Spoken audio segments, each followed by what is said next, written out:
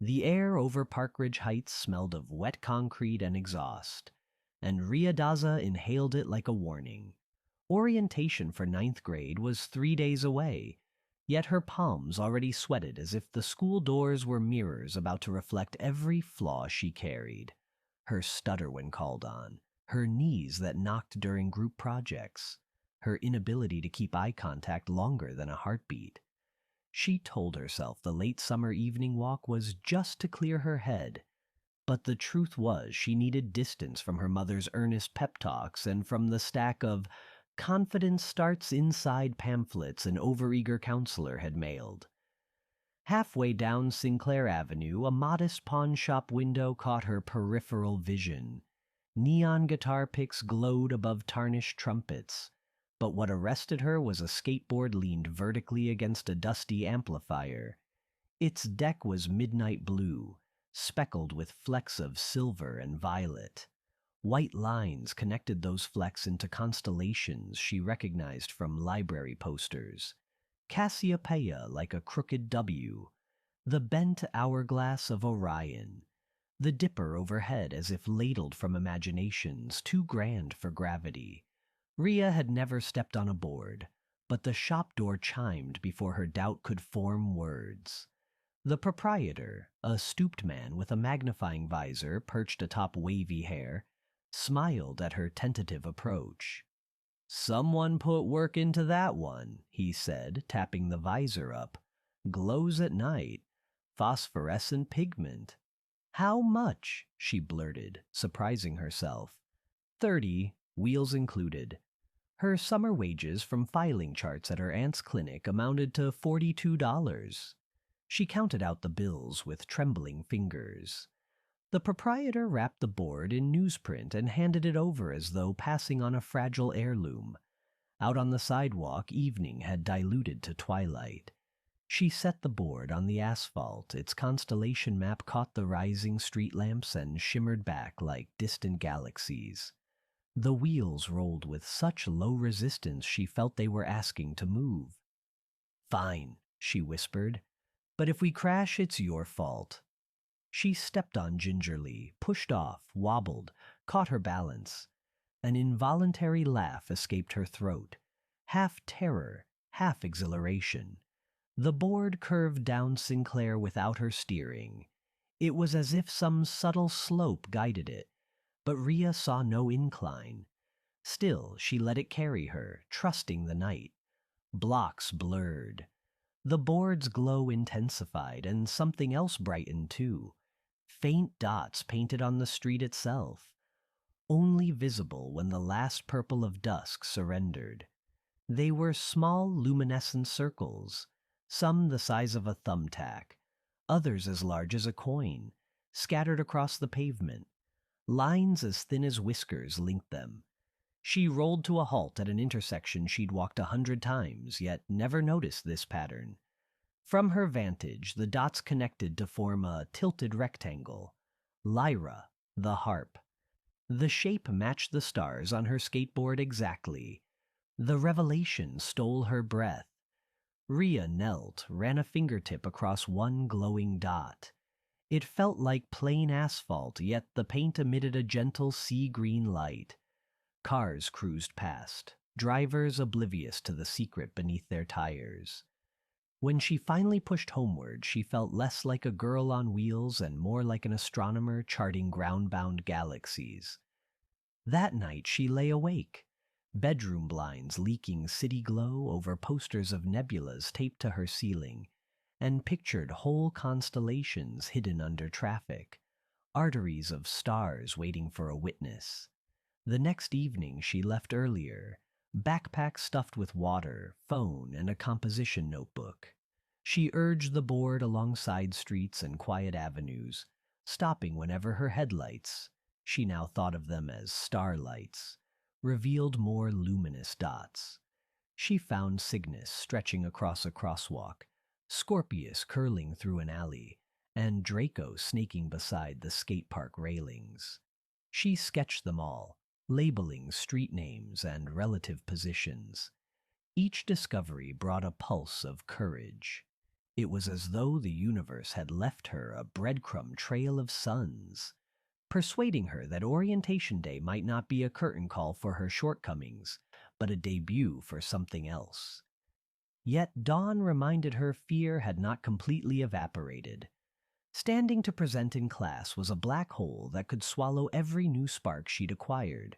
She told herself that her notebook full of hidden constellations would anchor her when panic set in, but part of her doubted. On the third night, the board insisted on a different rhythm. Instead of coasting, it tugged, as if each push landed on an unseen conveyor belt. The glow underfoot sharpened, more vivid than earlier. Having learned to trust, Rhea surrendered control. The board wheeled her toward the industrial quarter where warehouses hulked like dark planets.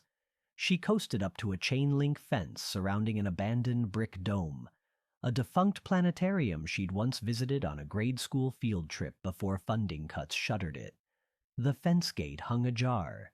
The board rolled straight through. Her sensible mind begged retreat, but something stronger, inquisitiveness, longing, propelled her forward. Inside, the cracked courtyard revealed the brightest star pattern yet, a full sky map encircling the path to the planetarium door. She gasped. Someone had replicated the entire celestial sphere in glow paint, anchoring it to the ground. In the center sat a weathered milk crate, and on that crate perched a man in a paint-spattered jacket, silver hair tied back with a shoelace, boots dangling as if waiting for applause. "Been expecting you," he said, voice raspy yet warm. Rhea skidded to a stop. "Me?" He hopped down, joints popping. "Or someone like you. The board picks who can see." He pointed to her deck. "I painted that years ago." Her brain flickered with both fear and wonder. Why put stars on streets? "My daughter loved astronomy," he explained, kneeling to tap a glowing dot.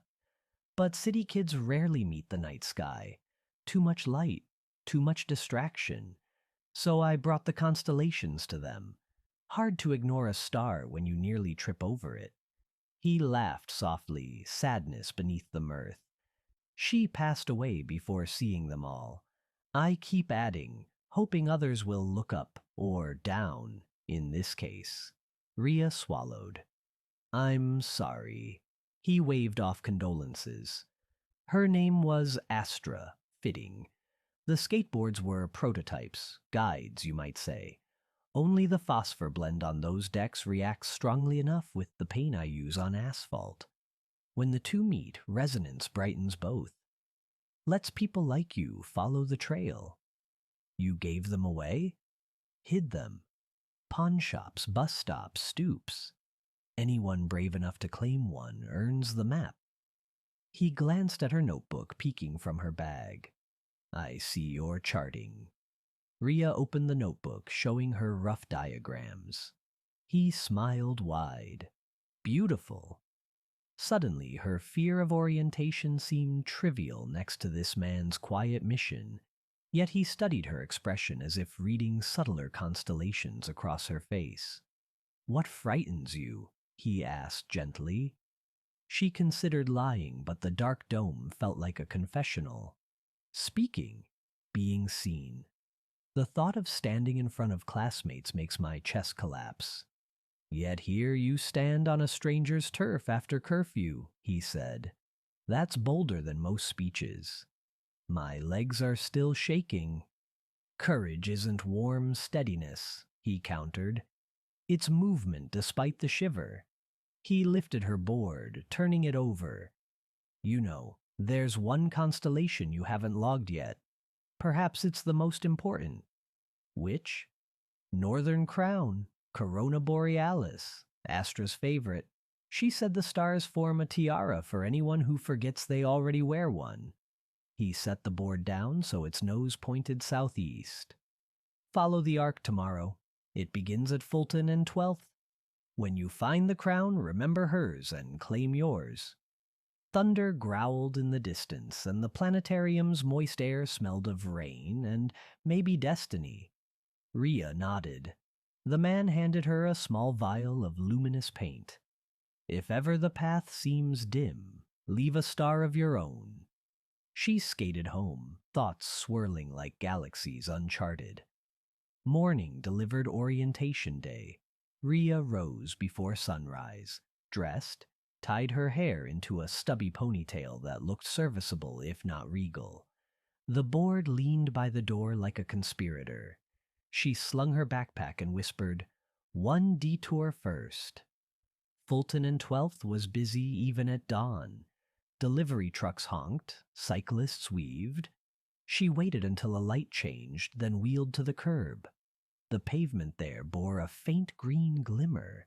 She pushed on, left at a mural, right past a bakery's sugar breath. Dots brightened when her board rolled near, guiding her through arterials she scarcely knew. Finally, in a small plaza hemmed by office towers, she braked. Before her, 7 luminous stars curved in a delicate semicircle, brightest yet. Corona Borealis. A chalky white bench sat at the center like the dot of a hidden 8th star. She sat, breathing fast from more than the ride. Everything she'd learned these nights converged. The board's silent assurance, the unknown artist's grief transmuted into beauty, Astra's invisible crown, and Rhea's own trembling heart that somehow kept thrusting her into unknown streets. In the reflection of the closest glass building, she saw herself sitting on a skateboard, haloed by a row of emerald dots. The image looked like a cover of a graphic novel about the hero she'd always admired, not the hesitant girl she believed herself to be. Tears pressed behind her eyes, but she allowed them. They felt like rain-watering soil. A ringtone shattered the hush. Her mother's contact photo flashed. Rhea answered, voice steady. "I'm on my way, I'm okay." And she meant both sentences. At Westbridge High Auditorium, freshmen milled about like atoms before bonding. Teachers directed them to seats. Rhea found hers, skateboard tucked under the chair. The principal delivered welcomes. Student leaders performed skits. Eventually, Ms. Flores, the science coordinator, strode up. "Any students interested in the astronomy club," Ms. Flores announced, "should see me after assembly. We need a representative to present at the citywide STEM Expo next month." A pang of longing jolted Rhea. She had memorized star names since 2nd grade, but the expo meant standing before strangers, explaining cosmic phenomena under fluorescent lighting. Her pulse skittered. At dismissal, she hovered near Ms. Flores, yet couldn't step forward. Other students signed up. 3 boys joking about black holes, a girl with a NASA pin. Rhea felt the familiar constriction in her throat. Courage isn't warm steadiness. It's movement despite the shiver. She gripped the skateboard, inhaled the scent of its worn grip tape, and lifted her chin. "Excuse me," she said, and the stutter she expected chose not to arrive. "I'd like to volunteer." Ms. Flores smiled. "Great. You certainly look prepared." She pointed to the board's starry deck. "Do you skate?" "Learning," Rhea answered, then added, "It helps me see the patterns beneath things." Ms. Flores seemed intrigued, but waved her toward the sign-up sheet.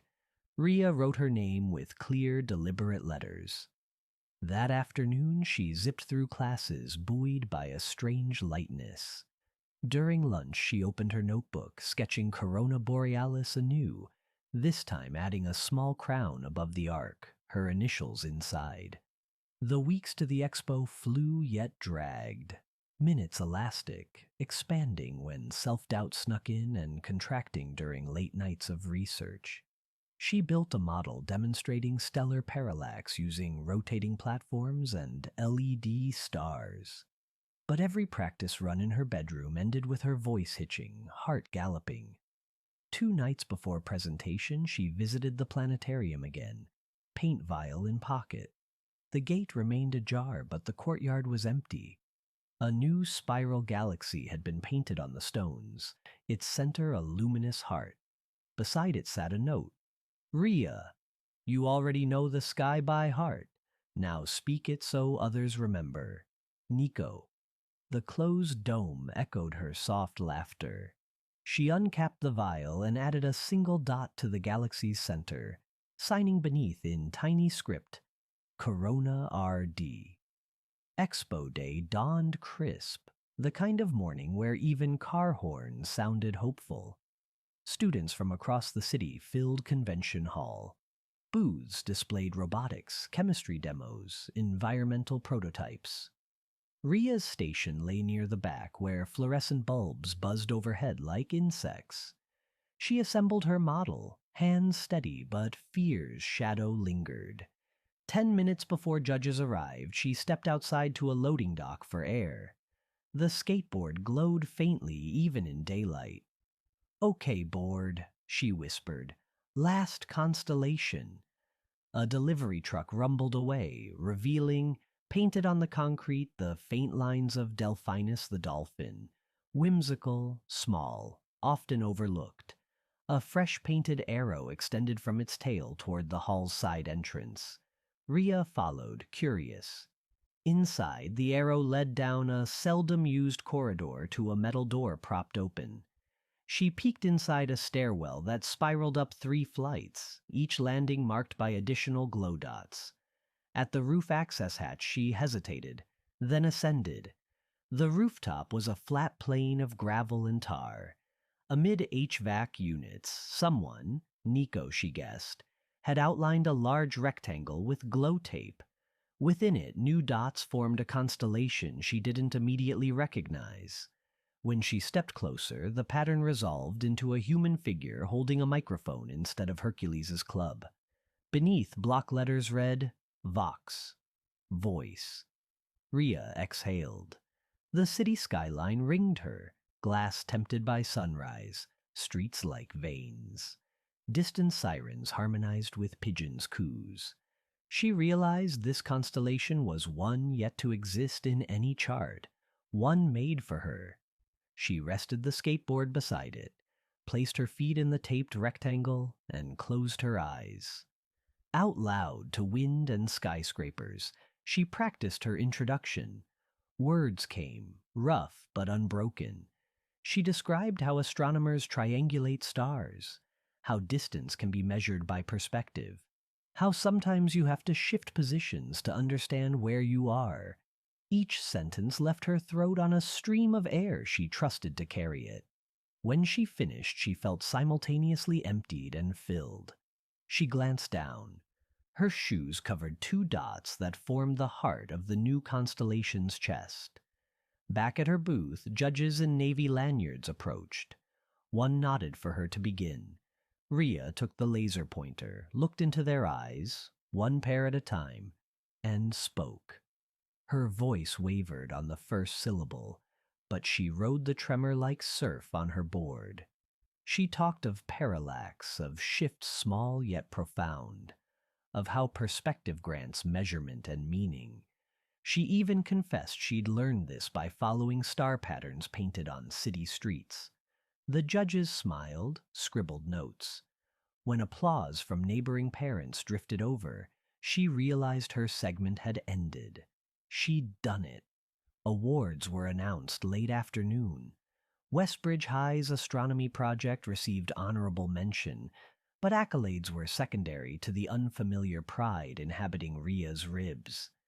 Ms. Flores clapped Rhea's shoulder. "You shone today," she said. Outside, pink twilight shimmered. Rhea skated toward the bus stop but detoured down an alley.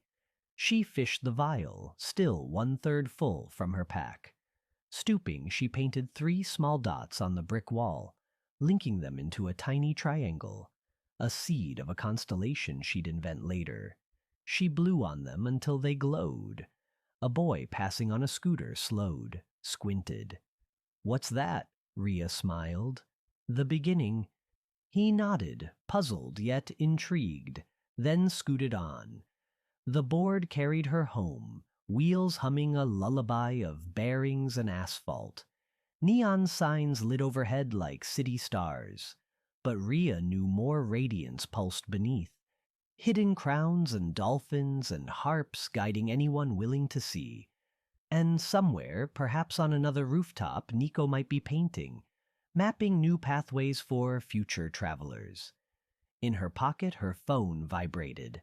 A text from her mother, proud of you, dinner waiting.